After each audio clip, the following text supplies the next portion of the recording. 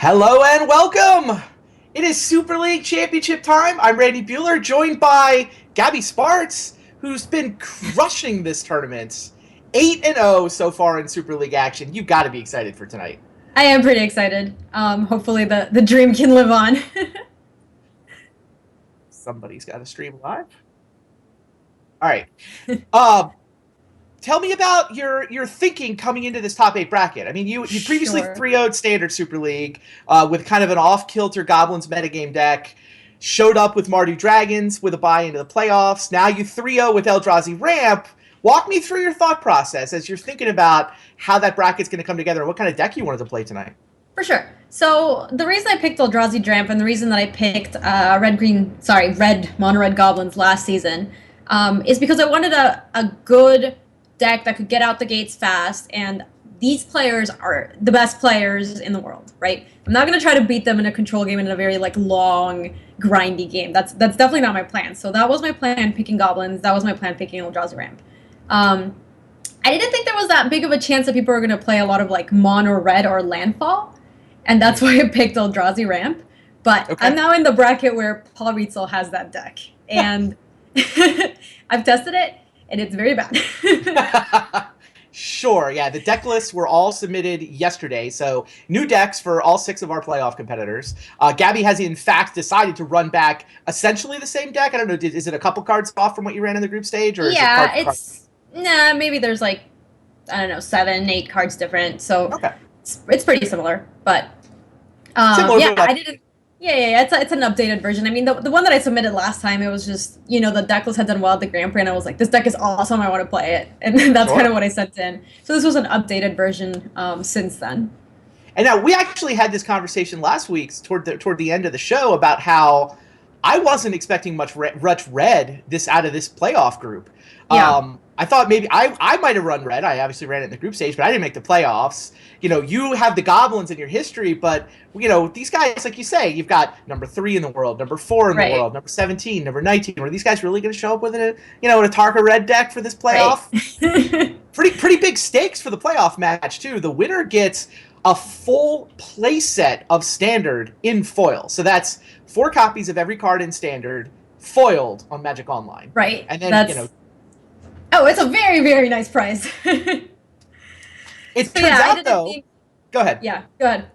Well, I was just going to say, the deck list turned out there are not 1 but 2 red decks. Yeah.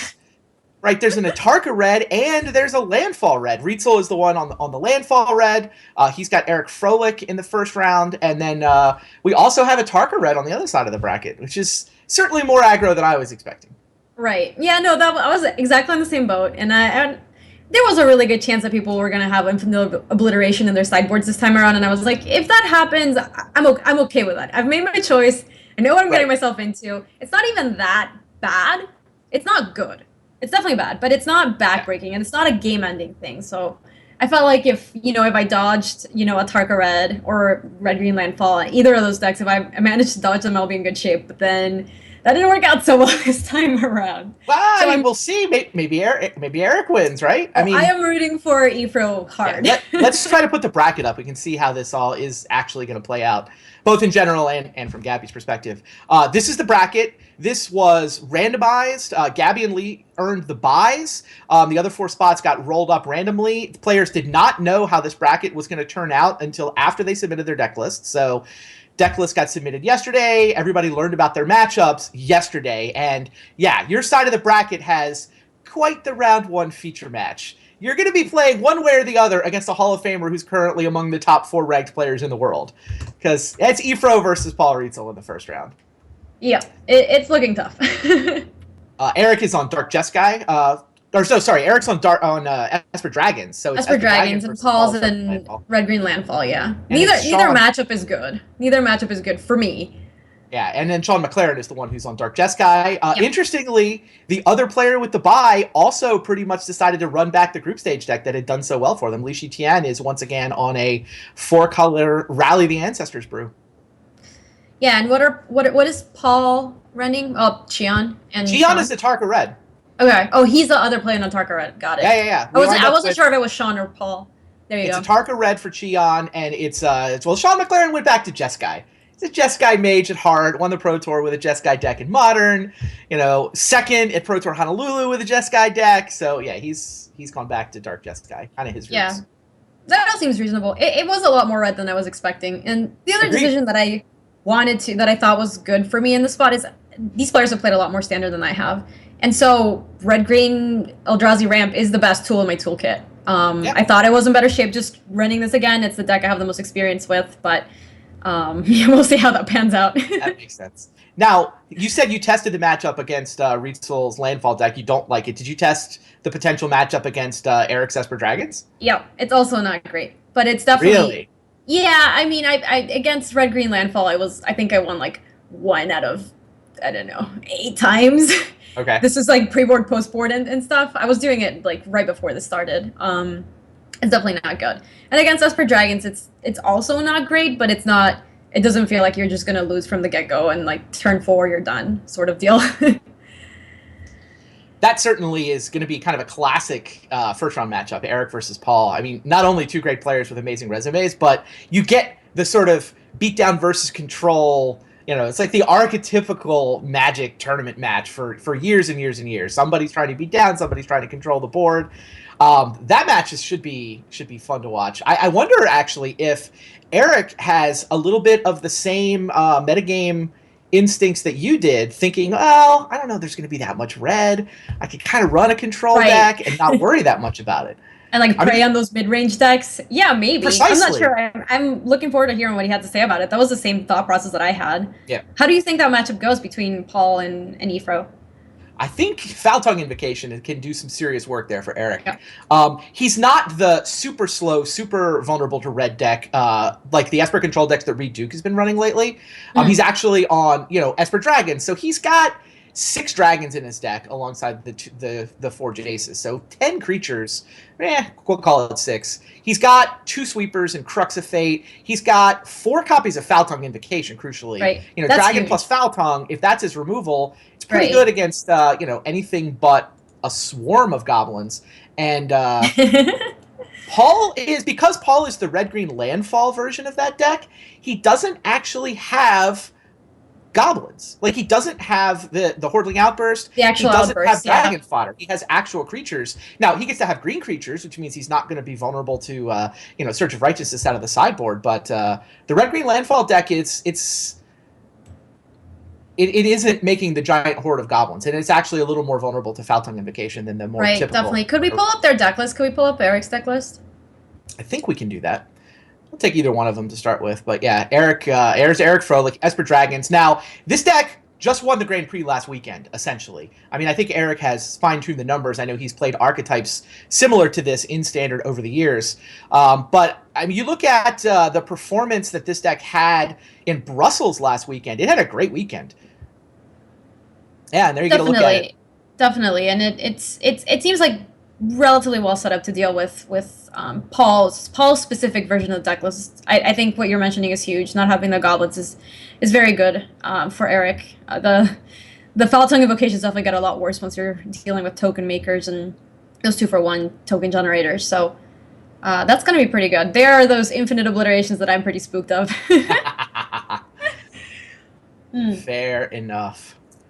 Yeah, it's Esper Dragons is this interesting spot in the metagame where I think that so many people were playing so many Dark Jeskai decks, and Crackling Doom is just amazing against Dragon Lord Ojutai. Right. So Esper Dragons kind of faded out of the metagame completely, but as everybody considered Dark Jeskai to be public enemy number 1, there aren't Crackling Dooms anymore. I mean, McLaren's running Dark Jeskai, but I mean, it could have easily been 0 Dark Jeskais. It's been 0 Dark Jeskais at the top of the Swiss at the Grand Prix level for kind of a month now. Yeah, it was just a bunch of Abzan decks. Yeah, exactly. We have no Abzan in our field here.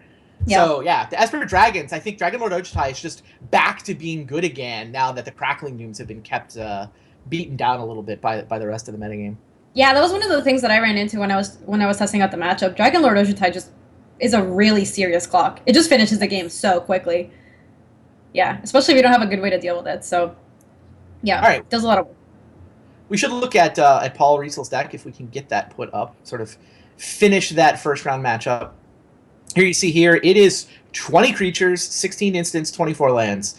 The landfall version of the deck, I mean, obviously you could call it a Tarka Red. It's got a Tarka's Command. It's got the combo. It's got Become Immense and Temur Battle Rage. But 24 lands is several lands more than your typical Atarka Red deck, and it does that so that it can continually trigger landfall on cards like Scythe Leopard and Snapping Gnarlid. So that is the plan. And then, again, the fact that those creatures are green is nice against sideboard hate, anti-red sideboard hate, and it also puts the deck in a position where it doesn't really get blanked by 1/3s. You can kind of attack into a 1/3. You can attack into a Pilgrim and not really worry about it.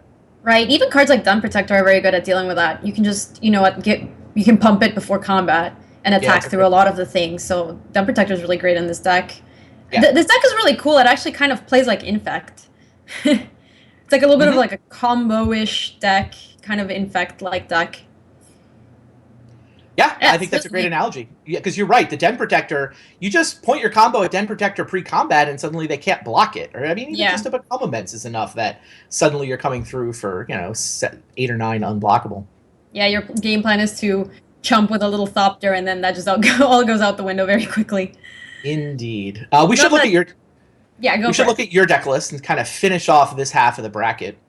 So Paul and Eric are going to play. That's going to be match number 2. We're actually going to have Luis Scott Vargas joining us for a round of commentary. He just kind of wanted to hang out and watch anyway, so he said, hey, come on, like you can hang out from the booth. The winner of that match, that second match of the night, is going to play against you. That'll be match 4. Here's your Eldrazi ramp deck. What are the changes this time around? So some of the changes are it's playing 4 Rattleclaw Mystic in the sideboard.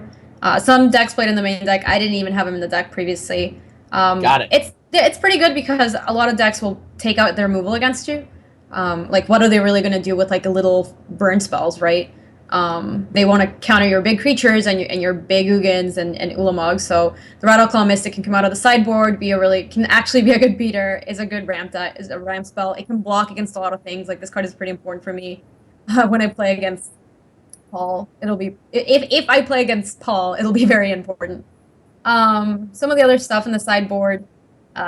Void Winnower, which is the super secret tech, which is not very secret at all, against the mirror.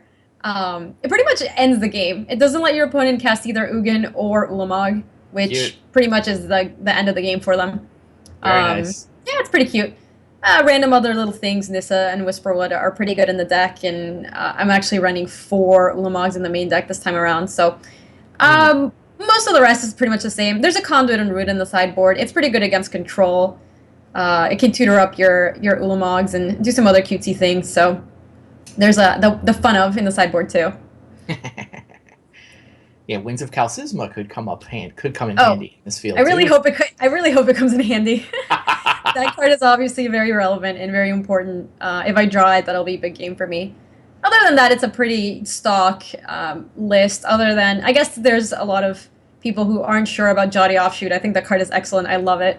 We're best friends forever. Makes sense. I will definitely play it in the main deck. Makes sense. So, the other side of the bracket, our first match tonight is going to be the one between Paul Cheon and Sean McLaren.